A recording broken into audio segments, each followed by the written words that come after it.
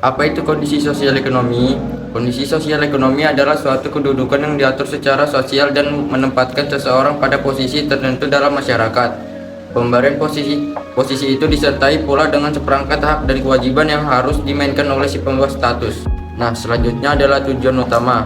Tujuan utama kegiatan ekonomi yaitu memaksimalkan kepuasan manusia, baik dalam hal kuantitas maupun kualitas, memenuhi kebutuhan manusia, mencari keuntungan atau laba, menjaga kelangsungan hidup perusahaan, meningkatkan mutu dan Selanjutnya ada ciri-ciri dari kondisi sosial ekonomi. Yang pertama lebih berpendidikan, yang kedua mempunyai status sosial yang ditandai dengan tingkat kehidupan, kesehatan, pekerjaan, dan pengenalan diri terhadap lingkungan. Yang ketiga mempunyai tingkat mobilitas ke atas lebih besar, yang keempat mempunyai ladang luas, yang kelima memiliki pandangan terhadap kredit, dan terakhir pekerjaan lebih spesial. Nah, selanjutnya ada faktor-faktor yang mempengaruhi kondisi sosial ekonomi. Yang pertama pendidikan. Pendidikan mempunyai peranan yang sangat besar di dalam membentuk tingkah laku seseorang. Karena salah satu faktor yang penting dari usaha pendidikan adalah pembentukan watak seseorang, di mana watak seseorang akan berpengaruh terhadap tingkah lakunya.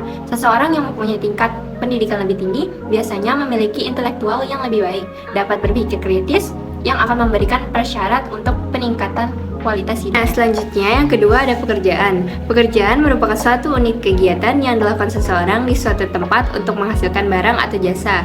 Pekerjaan merupakan kewajiban yang harus dilakukan oleh seseorang. Adanya pekerjaan, maka seseorang akan mengharapkan pendapatan sehingga imbalan dari kerja seseorang dan merupakan penghasilan keluarga yang akan menghasilkan sejumlah barang yang dimilikinya. Selanjutnya ada pendapatan. Pendapatan adalah seluruh penerimaan baik berupa uang maupun barang dan hasil sendiri yang dinilai dengan uang.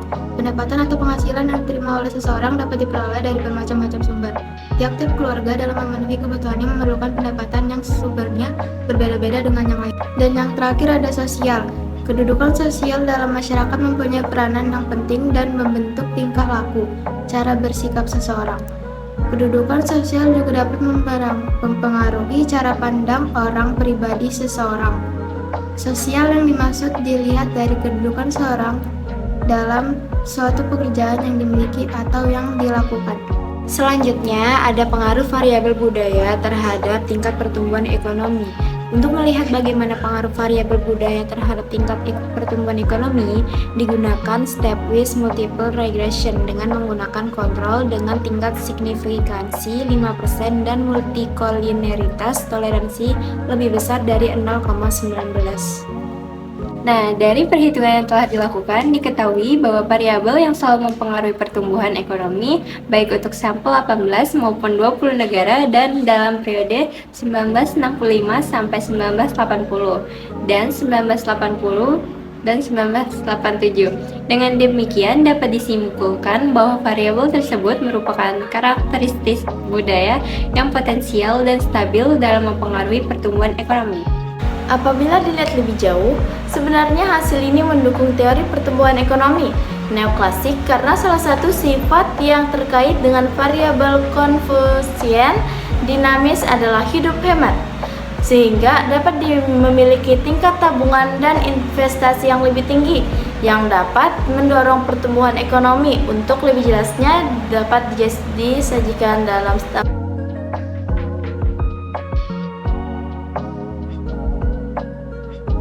Nah, selanjutnya tingkatan status sosial ekonomi. Yang pertama ada kelas atas atau upper class.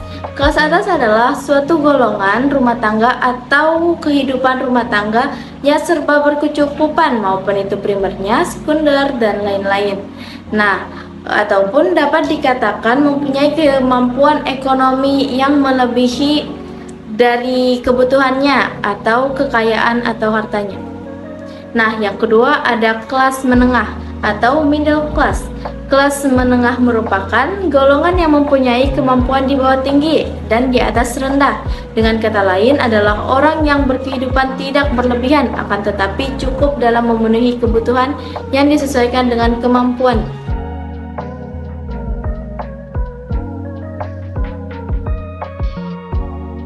Nah, selanjutnya kelas bawah atau lower class. Golongan ini antara lain pembantu rumah tangga, pengangkut sampah, dan lain-lain. Golongan yang berpenghasilan rendah ialah golongan yang mendapatkan penghasilan rendah dibandingkan dengan kebutuhan minimal yang seharusnya mereka penuhi. Ukuran status sosial ekonomi yang pertama adalah ukuran kekayaan.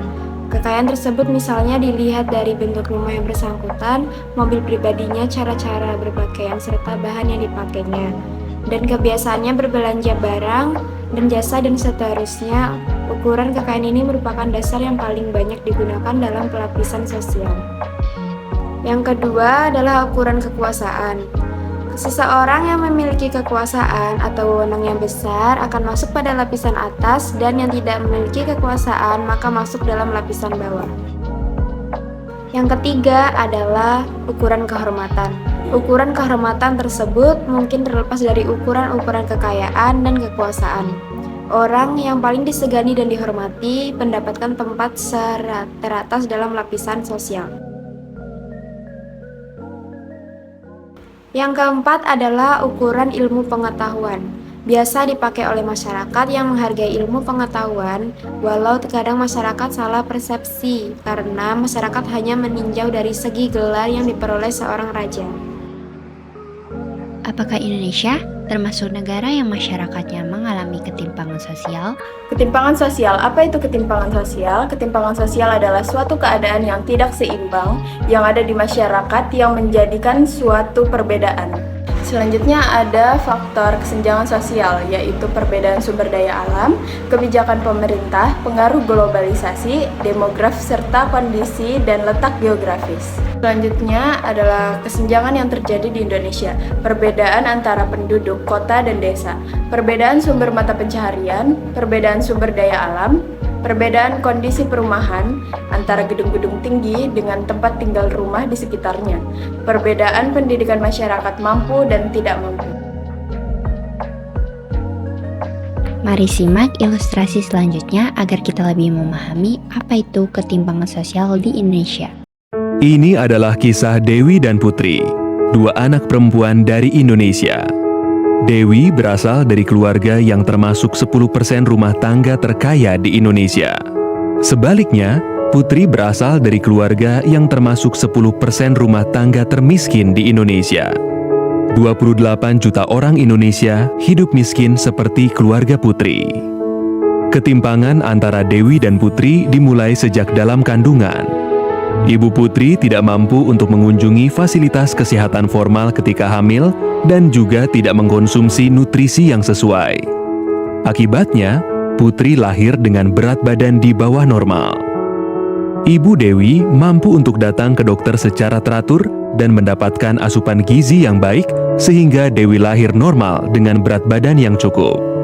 2 tahun pertama, Putri tidak mendapatkan imunisasi yang lengkap dan asupan gizi yang baik.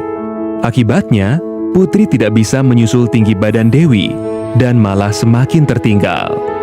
Dewi besar di rumah yang memiliki saluran air bersih dan toilet. Keluarga Putri tidak memiliki toilet. Karena buruknya sanitasi di lingkungan rumah, Putri sering terkena diare. Penyakit diare menyebabkan pertumbuhan Putri semakin terhambat, sedangkan Dewi terus tumbuh sehat dan tinggi. Kesenjangan antara Dewi dan Putri semakin dalam ketika mereka memasuki usia sekolah. Dewi dimasukkan ke dalam program pendidikan anak usia dini yang mendukung pertumbuhan kognitifnya. Sedangkan Putri tidak, dia hanya tinggal di rumah. Dewi sekolah hingga lulus SMA, lalu melanjutkan ke perguruan tinggi. Putri juga sekolah hingga tamat SD. Namun, karena tingginya biaya untuk buku, seragam, dan transportasi, Putri tidak bisa melanjutkan sekolah. Ia terpaksa tinggal di rumah dan membantu mencari nafkah untuk keluarganya. Setelah lulus sekolah, Dewi mendapatkan pekerjaan yang layak dengan gaji yang tinggi. Putri yang hanya lulus SD harus puas dengan pekerjaan di sektor informal dengan penghasilan yang kecil dan tidak pasti dan perlindungan yang minim. Tanpa pekerjaan yang layak, Putri yang kini telah berkeluarga tidak mampu menyekolahkan anaknya atau membawanya ke fasilitas kesehatan ketika sakit. Karena itu, rantai kemiskinan dan ketimpangan terus menjerat dari generasi ke generasi. Tapi, kisah Putri tidak hanya dialami oleh 10% termiskin. Hampir 68 juta orang Indonesia yang termasuk 40% terbawah hidup sangat dekat dengan garis kemiskinan. Sangat mudah bagi mereka untuk terperosok ke dalam jurang kemiskinan. Gagal panen, kehilangan pekerjaan, atau sakit bisa menyebabkan mereka jatuh miskin. Tapi mari kita mundur sejenak. Bagaimana jika Ibu Putri bisa mendapatkan perawatan yang layak di saat hamil? Bagaimana jika Putri bisa mendapatkan imunisasi lengkap? Bagaimana jika rumah Putri memiliki air bersih dan sanitasi layak? Bagaimana jika Putri bisa sekolah dari TK hingga lulus SMA? Bagaimana jika Putri bisa mengikuti pelatihan keterampilan dan mendapatkan pekerjaan yang layak? Ini tidak hanya bermanfaat bagi Putri, tapi juga anak dan cucunya. Dan apabila anak lain seperti Putri juga mendapatkan peluang yang sama, mereka bisa bermanfaat untuk komunitas mereka. Dan pada akhirnya, mereka akan bermanfaat untuk Indonesia. Tapi ini semua dimulai dari memberikan Dewi dan Putri kesempatan yang sama. Berapa sih jumlah penduduk di Indonesia berdasarkan generasi? Nah, jumlah penduduk di Indonesia berdasarkan generasi bisa kalian lihat di tabel berikut ini. Lalu, rata-rata pekerjaan warga Indonesia apa saja ya? Nah, jumlah penduduk yang bekerja pada sektor utama sudah kami rangkum menurut buku Project IPAS.